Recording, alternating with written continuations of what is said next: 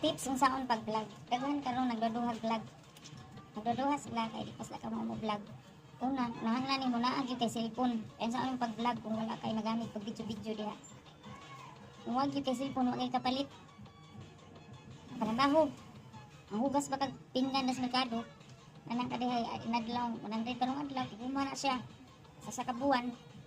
At dawat kag 3,000 ang buwan may na lang. Palit ka matigom ra na. Og kaduha nga choice. Kung na kay trabaho, na kay mapaabot kada kinsinas para makapalit mo sa cellphone, pag-apply sa diha dito sa mall sa tawag na credit. Okay nga nag-promote ko diha ha. Nga na nimong monthly diha. Katulad ko sa nimo ni fill up. Dili kam dawat kung ubos sa 10K ang imong ibutang. Masa taas pa, higher. Nana para di ka ma-decline guys. Unya ikaduha. Mao ka mo video. Dili ka nipis ugnaw. Baga kag naw, matupang sa kamera para maka-vlog jud ka.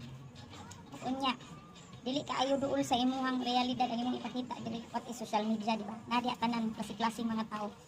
Basig dili pa kakadawat og critics. Nanan andam ka sa mga criticism. Mapak sim kinabuhi. Char, magsikat. Pagay ka sikat kay sa pag a day in my life. Onsa, kaya na ko good. Sigun sa lang good. Kita na to nga maayo para ika-share na to nila. Go. Wala siya.